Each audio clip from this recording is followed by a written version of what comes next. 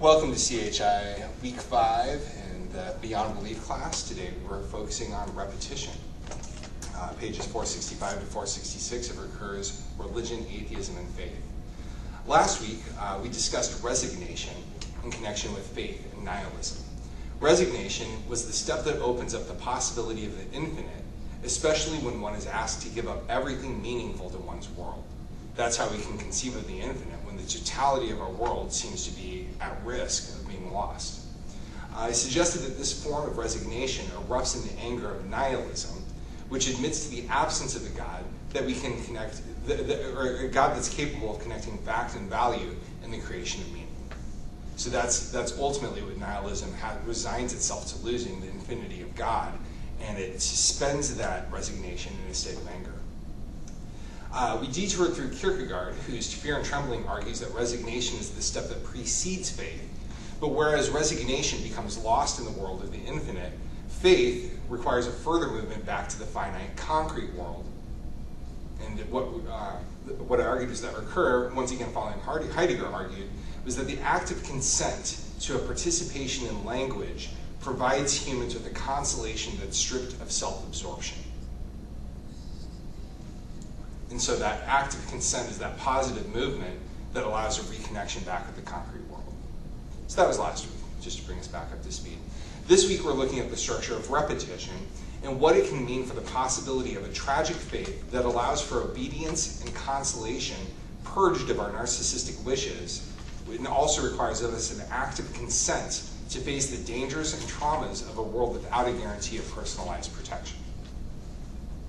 So that will be what we do today, and this will include another detour through Kierkegaard, who wrote a book called Repetition, which is a pretty excellent book.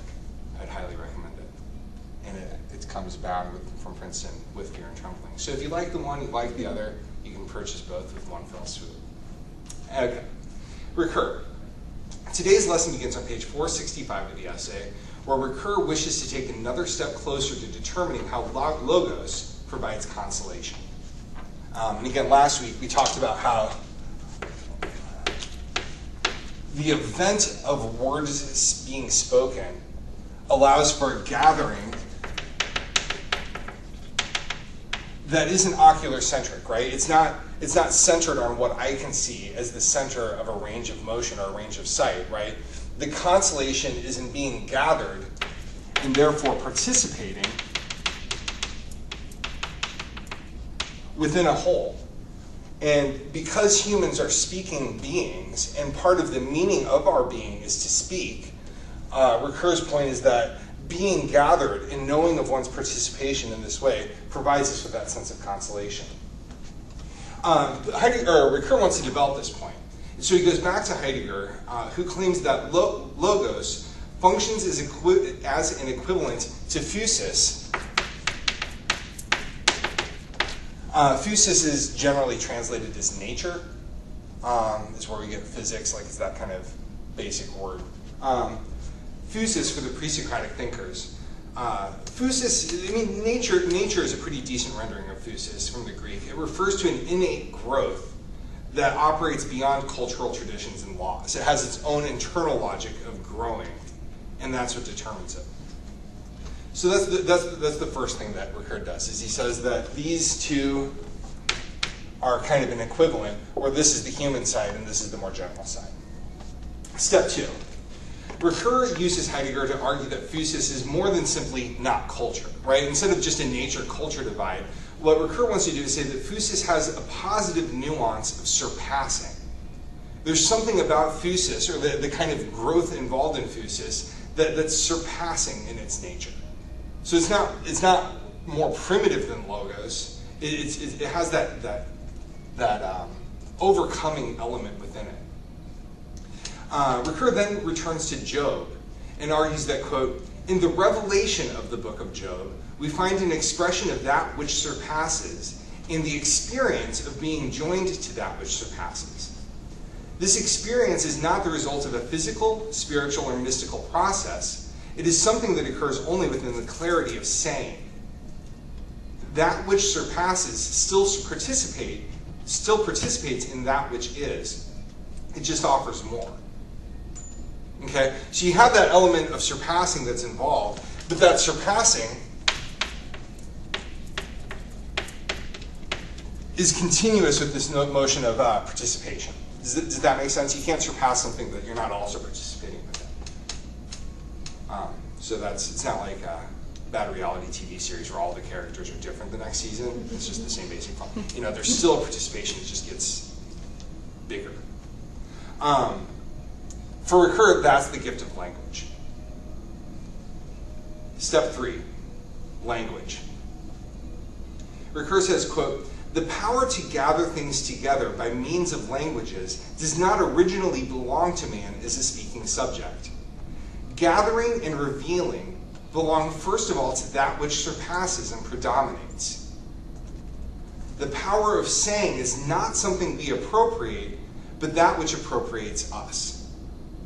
Okay, so generally, we think of ourselves, when we speak, is having the power of speech, right? We can speak, we can say. What Ricoeur wants to do is help us unlearn our normal assumptions of language in ways that prioritize logos as more prior, more basic, and more foundational than the speaker. Language comes first. And if you follow this, Ricoeur can displace you from assumptions about language that give us power. Right? But it's not disempowering in a humiliating way. The kind of humility that one experiences by relieving oneself of the false assumption of power by saying, oh, I speak, is helpful for Ricoeur, right? Because it makes us more vulnerable, more open, and therefore more capable of receiving the kinds of consolation that he's talking about here. Does that make sense? Okay. Instead of speaking, we give voice to speech and truth that pre-exists us. As an example, most language falls into a familiar pattern that is predictable. We can anticipate, right? I mean, were you able to fill in the blanks? Language precedes us, right? We can anticipate what word choice should come next. And poets can sometimes violate that principle or play with that, right? But overall, most of our speaking patterns are already predefined given how things start or where they go from there. We participate in speaking, but we don't command or control speaking, right? We participate in it. And it's not the usual way that we think about it, but I think there's a truth to it, right? Language has dominion over us. We merely provide voice to it. Language supplies us with the truths that we're able to vocalize, but the truths don't come from us necessarily, right? We just have the ability to utter it. Does that make sense? Okay. And then step 4, again on page 465, is where he starts talking about it in terms of gift. And he says, quote, "It is because we are not the masters of our own language that we can be gathered, that is, joined to that which gathers." And that's an important, I'm going to stop reading him. I mean, that's an important point, right? If I'm just here as a speaking subject, that isolates me from everything else. And it gives me a lot of power to blah, blah, blah. But it's disconnected, right? That's me vocalizing into the world from a disconnected place. And his way of looking at it is to allow us to participate in a far more powerful structure ultimately. And so even though we're not solely in control of it anymore, which again seems disempowering or seems, from some perspectives, maybe even humiliating, what he's trying to do is access how much power is behind our ability to just give utterance. And why our ability to speak in that way connects us with something much deeper. And again, it has to be humbling because we're gathered, right? We're not the ones who gather in and of ourselves. We don't bring things to us. We are gathered. But our resistance to being gathered by that which is outside of ourselves is part of the problem, right? I mean, that's a lot of why we struggle. And a lot of where he wants to come and find consolation is in our ability to be gathered. Not protected, not operating in a logic of retribution, but to participate in something that's bigger than we are without calling that thing God. Do you see where that offers some moment of consolation? That makes sense? Okay. I'll go back to reading Ricoeur then. Quote, I'll start over. It is because we are not the masters of our own language that we can be gathered, that is, joined to that which gathers. As a result, our language becomes something more than a simple, practical means of communicating with others and a means of controlling nature. When speaking becomes saying, we experience language as a gift, and we experience thought as a recognition of this gift. Thought gives thanks for the gift of language. In this manner, language once again gives birth to a consolation. And so that's the difference between thinking and speaking. We can't think outside of language, right? To think or to reflect on something requires that we have language to articulate our own thoughts even to ourselves. But for Ricoeur, if we can step away from ourself as the center of all things, right, and understand that language gathers us, and that our ability to say, instead of just speaking, right, not speaking idly, but to really say, with a gathered, participating, kind of the kind of authority that something bigger than you offers, right, to say something, and to think in ways that are thankful and grateful for the gift of language, that's consoling. That's something you can be grateful for, right? And it's not the whimsy of blessing and curse, or like, you've sinned, that's why you're sick, you're rich, that's why you're good. You know, it's something more basic than that, and less potentially harmful to others around you. We find consolation when we allow language to let things be revealed. Because it does, right? How you describe things. I mean, you've read poetry, right? Or read a book. And the way that the narrator or the poet describes something reveals something new about that which is being depicted, right? The saying has power. And how things are said allows something new from the thing become revealed. And that's the gift of language. Quote, because Job understands word as that which gathers, he sees the world as gathered. And so part of the power of God's speaking with Job, and part of the reason why I was able to be consoling to Job, in spite of the fact that God completely ignores all of his personal tragedy, is because Job understands word as that which gathers, and therefore God's words, God's speech, allows the world to be gathered and presented for Job. Make sense? Okay. All right. In that case, I'm going to get a drink. Speaking of Kierkegaard, Ricoeur transitions to Kierkegaard, and I will just digress a bit further than Ricoeur does into Kierkegaard before returning to the essay. So,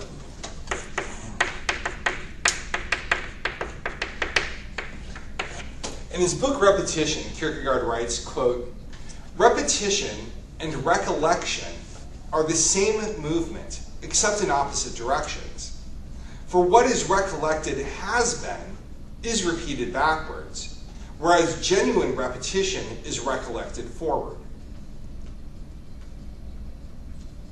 So what you do when you recollect something is to bring that which is past, that which has been, into the present.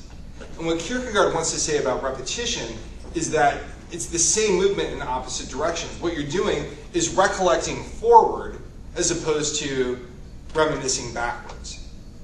And that's the most clear, it's one of the clearer ways that he tries to describe what repetition is. Does that much make sense so far? If you can conceive of what it means to recollect something, right? To go back and bring it forward, repetition is the same move in the other direction, right? You're bringing what's now into the future. Okay? Here's Kierkegaard again. Repetition, therefore, if it is possible, makes a person happy, whereas recollection makes him unhappy, assuming, of course, that he gives himself time to live and does not promptly at birth find an excuse to sneak out of life again, for example, that he has forgotten something. Kierkegaard's really funny. I like him. Okay, so recollection allows us to move into the past and the present, that allows us to re-experience it, but it's always a dead end. Right? Whatever you recollect is past. And even if it's a happy memory, its pastness tinges the recollection with sadness. What you recollect is no more and can never be again.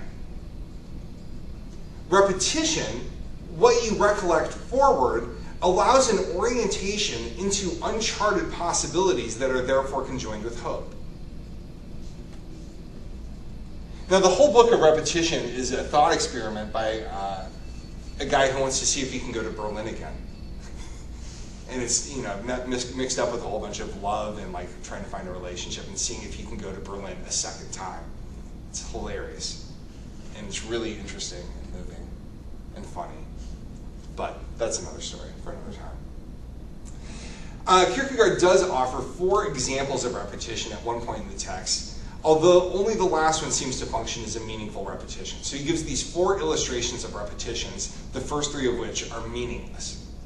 Number 1, he says, Professor Using gave a speech at the May 28th Society, and when a statement did not meet with approval, he pounded the table and said, "I repeat." Number 2, a pastor gives the same talk on 2 separate festive occasions. Had he been like the professor, he would have simply pounded the pulpit and said, "I repeat what I said last Sunday." Number 3, the Queen tells a witty anecdote at a feast, and everyone, including a deaf minister, laughs. Then the deaf minister stands up and tells the exact same story. Do you see how these are all forms of repetition? Do you see how nothing changes in those forms of repetition? Okay. To digress from, okay, so I'm already digressing from Ricoeur to Kierkegaard. I'm now going to digress back into Nietzsche, who talks about the eternal return.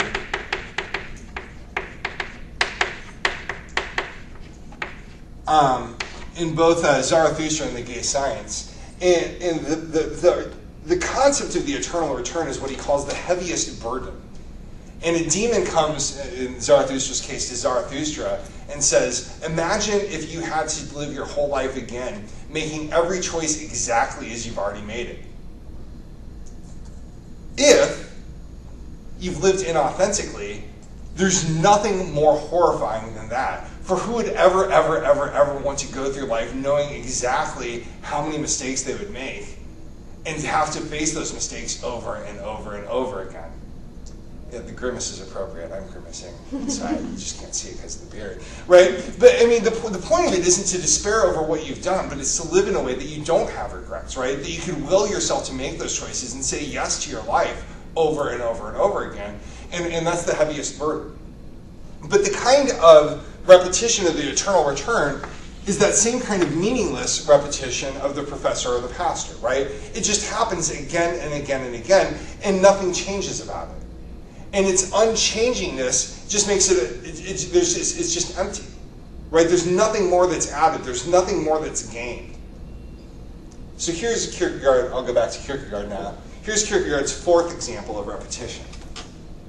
A school teacher says, "For the second time, I repeat that Jesperson is to sit quietly," and the same Jesperson gets a mark for repeated disturbance. I got my name on the board in elementary school, and occasionally, by my name on the board, I would get a check mark. And that check mark was a repetition. Don't do that. But that second "don't do that" had more consequences. It was the same thing that was said, but more meaning is added. Occurring a second time changes what happens the first time. And for Kierkegaard, that's a significant repetition. Does that make sense? Does that clarify what he means by repetition, or the kind of repetition that recollects something forward, right? It's the same thing, it's happening again, but the second time is bigger, it's enlarged. Something more happens with it. Does that make sense? Okay. So for a repetition to become worthy of the term, rather than merely a reproduction or a copy, right? You can have 1,000,000 Mona Lisas, but none of them matter, right? You can Xerox 1,000,000 copies of, War and Peace, but not, I mean, the millionth copy isn't substantially different from the 999,999th, right? I mean, there's no meaning behind that kind of reproduction. For a real repetition, it must, in the second's occurrence, magnify what was true of the first in a more meaningful way. The fact of the repetition of the same must introduce something new alongside it. And when it becomes intentional, when you're trying to recollect something forward, that's when it matters. Does that make sense? Okay. All right. Now we'll go back to Ricoeur. So step 5 for Ricoeur is repetition. Ricoeur argues that Kierkegaard's repetition is another way of speaking what he's called consolation in language. Okay, so take this notion of repetition and attach it to what he's been saying about consolation. Job sees repetition expressed in the mythical form in the act of restitution, when Yahweh provides doubled everything that Job had lost. Right, so Job suffers, has everything taken away, and then gets everything back doubled. And that had always troubled me, because like, I want it back, like, you know, but he can't get it back. And instead, the consolation is it's not the doubleness, right? It's not the twice magnitude of what he gets back. It's the fact that it's a repetition. He gets what he had repeated, which isn't the same as going back. He's not recollecting it. He gets it repeated, and there's consolation in that repetition. Does that make sense? Okay. You had the same problem with Job? Yeah, sorry. That was just hilarious to me. Like, here's your family back, but double. Yeah, but that's not it. And that's what it always bothered me too, but it's not that, right? It's the fact that it's a repetition, and his getting back what had been lost a second time gives consolation. Right? It doesn't make up for it. It doesn't mean that you won't lose everything all over again, but it's doubled. It happens a second time. Okay. So, 4 points about that, Ricoeur's take on repetition. First, Ricoeur warns against seeing this repetition as adhering to the law of retribution. And I think that's the logic, Katie, that troubles you, right? It's not retribution, like, oh, you suffered this much, so here's, 8 dozen eggs and a cow and 4 kids back, right? It's not retribution at all, because that's the stance that Job's friends were criticized for embracing, which Job himself avoided, right? If you look at what happens to Job as retribution, the whole story is lost from Ricoeur's perspective, and I think that makes sense, just viscerally or intuitively, right? 2, Ricoeur's alternative interpretation is understanding what happens to Job as, quote, the fulfillment of hearkening in seeing. We've talked over the last couple weeks about hearkening, right? To hearken to language in a new way, which again displaces you from the center of things. One repetition that Ricoeur is allowing is looking at seeing as a repetition of hearkening, right? It's a fulfillment of hearkening that becomes visualizable. His world is returned. The world he'd resigned himself to having lost becomes reconcretized and visible to him once again. The gathering that begins in language, in other words, becomes reinforced in the visual world. Okay. C, or 3, I guess, either way. This repetition adheres to the pre-Socratic framework that Ricoeur evoked that we talked about last week. Ricoeur claims that it is like the understanding of logos is that which gathers, and like physis, which surpasses and prevails. Right? So when you're comparing logos and physis, the repetition is the surpassing or the prevailing element in physis that he wants to grab onto. That's still present in language. It's just that in magnification of it that occurs in a repetition. Okay. Is repeating repetition helping it sink in? Are you getting a handle on why repetition is a really, really difficult but really worthwhile concept? Okay. Okay, 4. We'll go back to Nietzsche. Ricoeur reminds us that Nietzsche equated consolation to the greatest hope, which is that humans could overcome the self. So for Nietzsche, that's the highest hope. I mean, along with eternal return, like that notion of self-overcoming. Why is this consolation? This is Ricoeur's question. And then he writes, perhaps because consolation bears in itself the notion of deliverance from feelings of revenge. Deliverance from vengeance is at the heart of our meditation on consolation. And again, that notion of retribution and vengeance and judgment was all part of the corrupt parts of religion that Ricoeur wanted to do away with. He bought atheism's critique of those corrupt elements, right? And so he's saying, great, to become delivered from vengeance requires this kind of consolation, a surpassing of the self, but this model of self-surpassing that comes when one understands that one participates in language is that kind of self-surpassing. Does that make sense? Okay. Any questions?